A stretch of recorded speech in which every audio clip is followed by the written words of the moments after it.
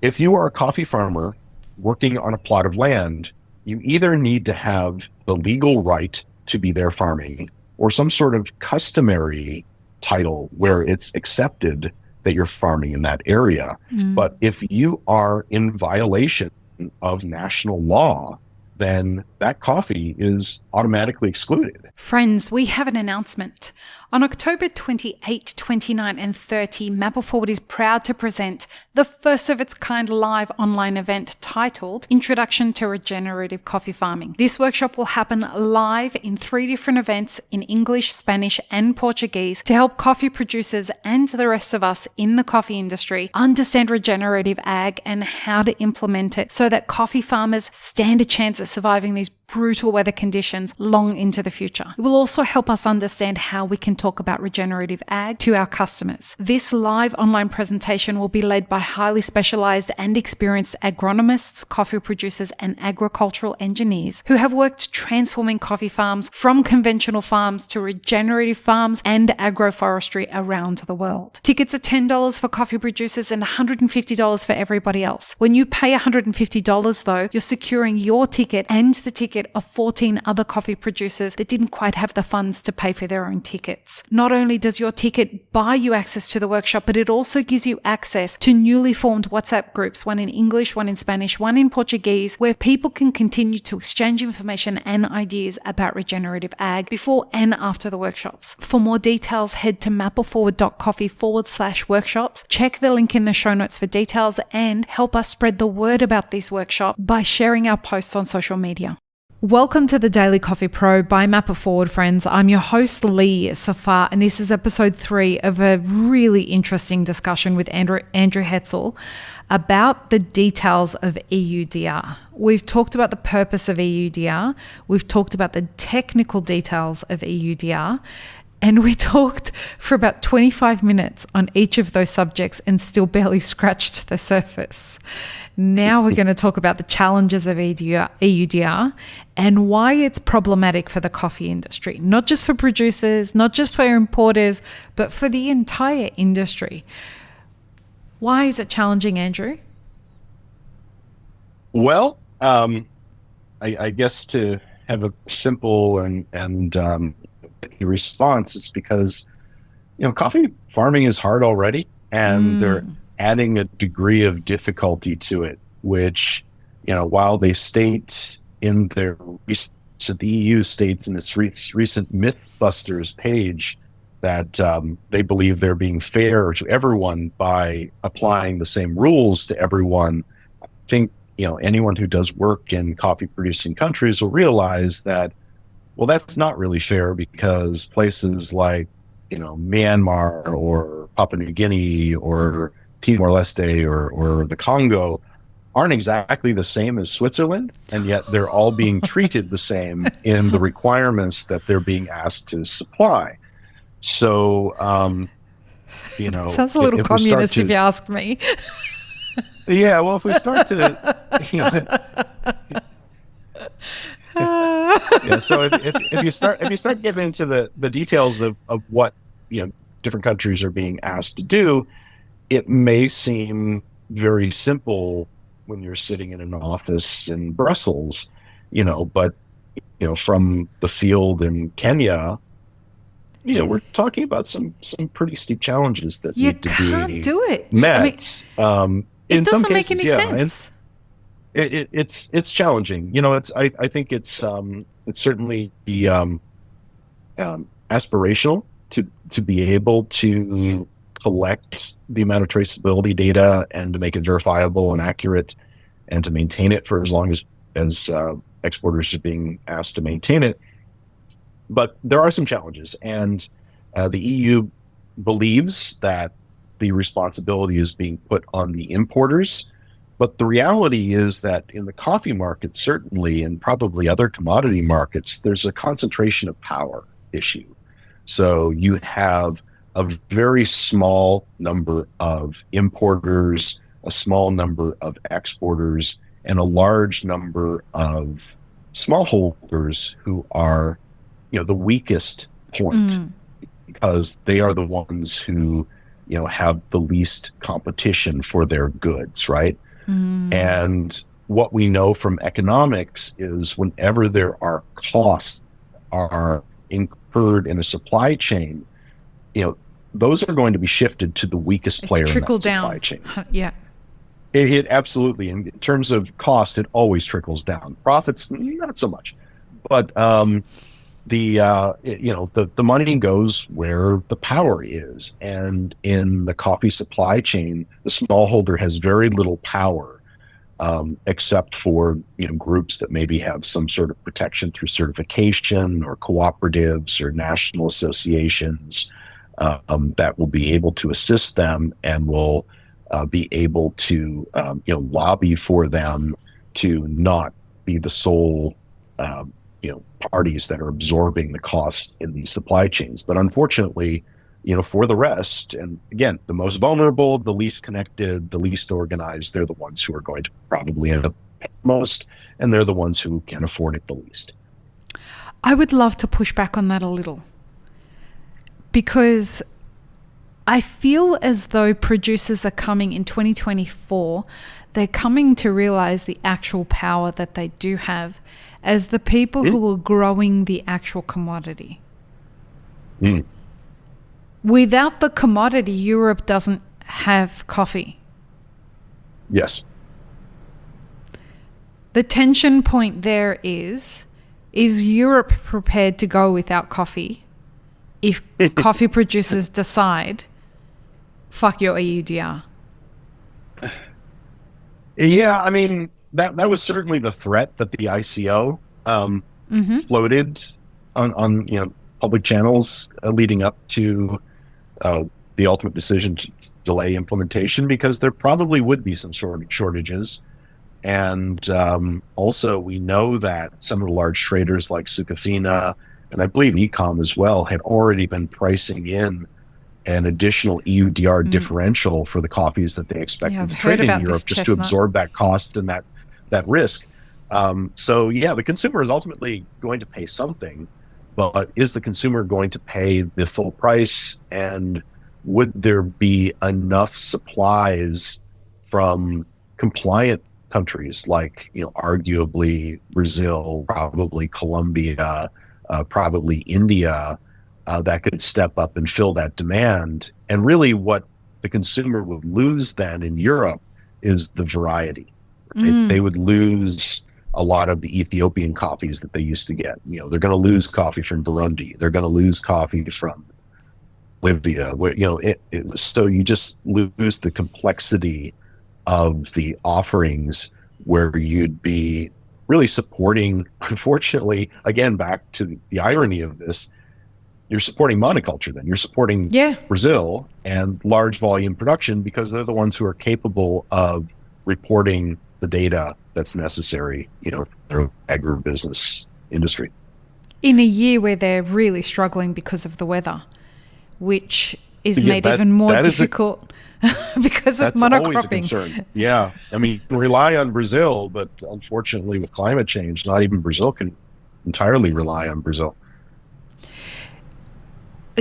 With regards to this EU differential, is Ecom going to collect that differential and pass it on to the producer, or are they going to collect it as like an administrative fee? I don't know. You don't have to answer that. I'm not going to. Keep your friends. It's an interesting question. I mean, I know that, organizations like Sucafina and Olam have been implementing data collection systems even before this came along. Right. And are definitely investing in their supply chain. They do good work in the field. They're not the bad guys. How exactly those funds are being distributed, it's unclear. I think they're probably, just using it to pay for the risk that whatever coffees they buy might need to be moved to the United States or UK or elsewhere to be sold, in the event that they're unable to house them in Europe. I mean, at the end of the day, if people don't want to sell to Europe, there's America, there's China, there's the Middle East, there's Australia, there's a whole bunch of other places. Yeah.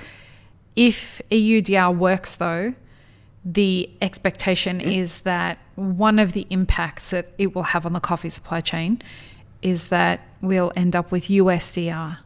and we'll end up with China DR, and we'll end up with EUDR. Australia is already looking at it. Yeah, I mean, there's a lot of different countries. I think this is not an outlier. I mean, it's the first, but I think that gives us a good opportunity to learn from it, right, and to see what works and what doesn't work, and how the implementation happened, and what sort of systems can piggyback on this, so that there is not this burden of duplication of effort that's going to happen again and again as every country comes up with their own standard.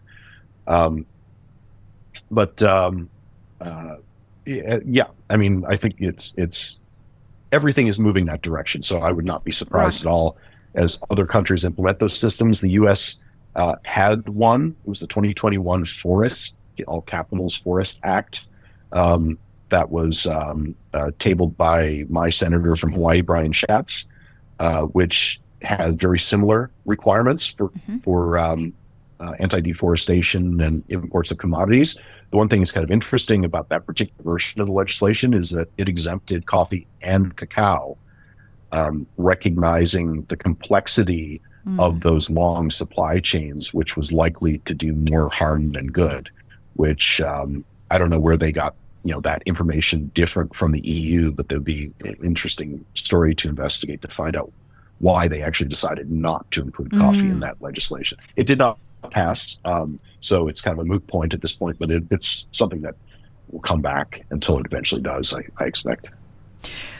From where you sit, Andrew, what is the biggest challenge that is, how do I ask this?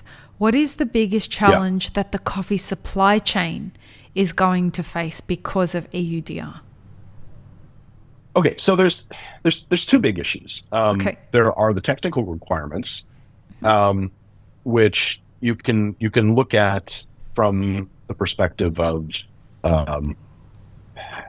let's group it together this way. There's the technical and legal requirements. So there's just the compliance aspect of it. We need to have GPS points. We need to figure out how we're going to transmit that data all the way from the field in somewhere in the highlands down to the mill at Mount Hagen, and then to the ship at Leh in Papua New Guinea, all these examples, so that data travels with that coffee when it's sent off to Europe. Okay, so that's the first challenge. How are we going to collect that data? And the EU has proposed that a lot can be done by smartphones, which many, even in rural areas, smartphones are very popular. They're not that expensive necessarily, but there have to be systems in place to collect that data and aggregate that data, and to make sure that it stays with the commodity that's produced, because theoretically there needs to be some way of verifying that the coffee that came from this plot of land is actually associated with this GPS point all the way to the bag and then on the ship. And there has been some new guidance that's provided by the EU, which will make that a little bit easier.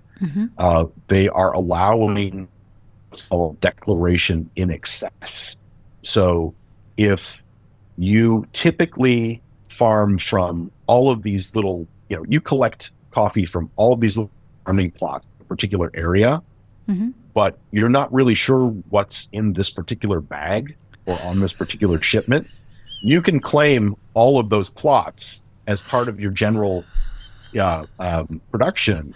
Now, they explicitly say you can't claim like an entire country, okay? And you wouldn't want to, because they're still going to enforce that deforestation check against the plots that you provide. So if you say, I'm providing all the plots for this region, there may or may not be coffee from that region, from all of those producers in that region in this particular shipment, but there usually is. They're still going to say, was there any deforestation in that region? And if any of those plots come back as deforested based within their test, which I don't know off the top of my head. So to answer your question from the last segment, I don't know exactly what those rules are. They're technical. But if you fail, essentially the entire shipment is considered not deforestation free. So the risk is pretty steep for the convenience of claiming an entire region as your shipment. So that's the first real challenge. It's how are we going to collect all these data points, which could be, in some countries, millions of producers, and identify where they are and what coffees they're producing, and what happens when it got to the mill, and then it was, aggregated, and then it went through the sorting machines and all that kind of stuff. So you just have to make a best guess of where it came from. And the second challenge is not related to deforestation necessarily at all. It's about that legality, which I think was overlooked by the EU as being like a real serious problem in coffee production. If you are a coffee farmer working on a plot of land, you either need to have the legal right to be there farming, or some sort of customary title where it's accepted that you're farming in that area. But if you are in violation of national law, then that coffee is automatically excluded. So as define in the coffee excluded. industry, Excluded from having to comply? It's not allowed. It's not allowed into the country? It's not allowed into the EU, sorry. Okay. Yeah, so if, let's say I live in an area which is, technically it's a forest, and I grow coffee there, and that's just my livelihood. And I don't have like title, I don't have some sort of permission from the government to be doing that's verifiable, then my coffee isn't allowed. And unfortunately, in a lot of places around the world, the idea of land title is sort of questionable. I mean, I do a lot of work in Timor Leste, for example, which is a country that has only been in existence for about 20 something years, 22 years. Before that, it was occupied by Indonesia. Before that, it was only independent for 9 days, and then before that, it was a colony of Portugal from 1976 back for 400 years. So there's a lot of sort of questionable title on who owns that land, with competing claims between the Portuguese colonial titles, the Indonesian titles, and now the free independent title, as to who is actually who owns this plot of land and who is allowed to farm here right now. And in some places, it's disputed. And in the places where it's disputed, that is interpreted as being illegal, and therefore that coffee is not compliant. So this has created serious problems in some countries. One that quickly comes to mind is in Peru, where there is an area that there are thousands of producers who farm coffee in areas that are technically protected rainforest. So in a move to make those farmers compliant, the government of Peru actually rezoned large portions of the rainforest as agriculture, so that they could be allowed to continue farming there and be compliant with EUDR. So picture what happened there. You have protected rainforests where, there's a couple thousand producers that are there, and they're living in the forest, and they're growing coffee, and they're selling that coffee to make any kind of money they can, and not open to large agribusiness expansion of any kind. Well, they actually took those protections away and recategorized the rainforest areas as farmland, essentially, which now opens up that area for development and potentially allows them to cut down those forests. So these are some of the challenges I think that weren't anticipated. Again, when you're in Brussels, you're like, oh, there's a farm, and then somebody owns the farm. They have a title to that land, and their family has lived on that land. And while that might be true in a lot of places around the world, certainly in Latin America, the title is mostly pretty clear. There's a lot of instances where what is legal technically by the letter of the law in a country, and what is done within a country by practice, by customs, are not necessarily the same thing. So, the EUDR requires that you follow the letter of the law. And if you don't, then technically that coffee is not allowed to be imported into the EU. And that to me is the second big hurdle beyond the data collection, the technical aspect of it, and keeping the data with the coffee. We need to be in compliance with all national laws. Then there's another challenge, which I think is kind of under the radar, which is the maintenance of this data. There's an administration component. Oh, so yeah. You need to maintain this data and have it on file for 5 years from the data production, and in a way that can be recalled by the exporter, or it's technically responsible of the operator or the importer, but it's data that needs to be available for 5 years from the data production. So wow, I don't know, how much work that some of your audience has done in coffee producing regions, but data storage and administration is a real challenge in many developing countries that are keeping their information, maybe at best in something like Excel. And being able to recall, say, 500,000 GPS points, 3.5 years from now is going to be, it's going to be a steep requirement. So there needs to be really administrators who are now dedicated to this task of keeping track of the data for the EU, and making sure that the data is secured and that it is, not damaged over the course of time, maybe stored in the cloud somewhere, assuming you have internet access in these countries, so that the data can be recalled and delivered to the auditors at some future point. Because again, if you're not able to provide the data and there's an audit in a few years, you could be just as culpable as if you hadn't complied in the first place. Speaking of the auditors, how many are we talking? 2 auditors, 3 auditors, I don't know. 400, 500? Like, is this thing actually going to get audited? I feel that there's a correlation between EUDR and the tax man. Yeah. Tax auditors. I mean, my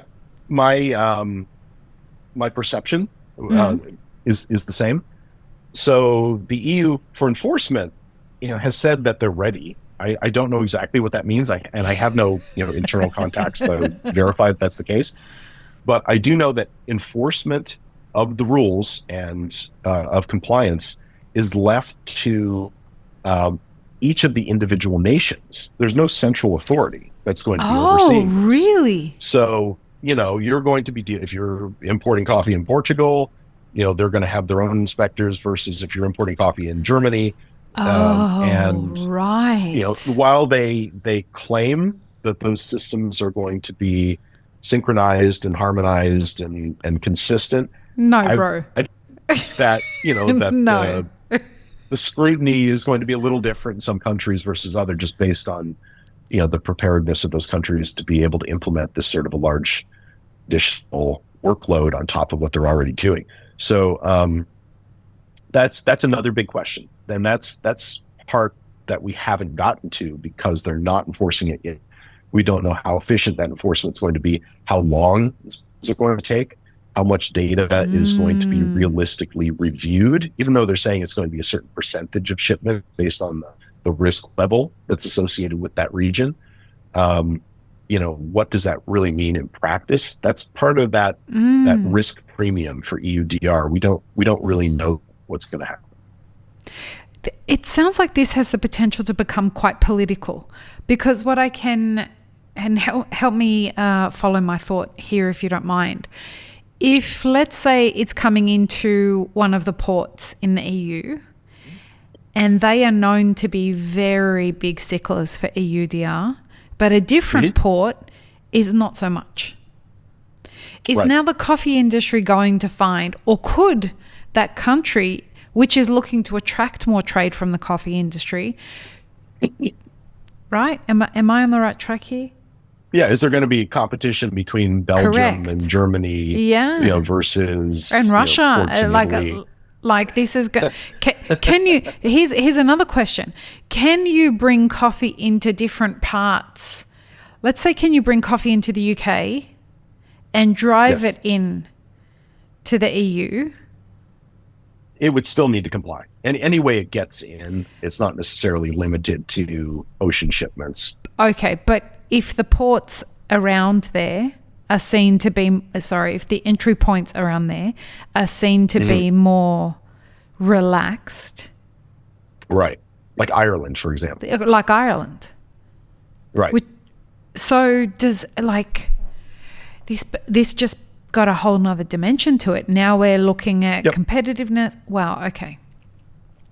Yeah. What could go wrong? There's no question. I don't know what those dynamics are and how much autonomy there is in each of those nations to be able to change their practices and procedures. But yeah, the potential exists there. And I would think that if you look at a country like Ireland that dropped their tax rate down to near zero to attract foreign business, which gives them a huge GDP for countries that are essentially booking their profits there. I can see that sort of aggressive strategy potentially, seeing the light of day. Yep. Yeah, wow. Okay, next episode, folks, we're talking about the predicted impact of EUDR on the coffee supply chain. Join us for that. This is so fascinating. Peace, love, and peanut butter. Have an amazing rest of your day. I really hope you enjoyed this episode, friends. Please don't forget to show us some love by subscribing, liking, commenting, and most of all, sharing this podcast with your friends. Check the show notes for links, including our sponsors and our Patreon. And stay tuned for more great conversations on the Daily Coffee Pro by Map It Forward.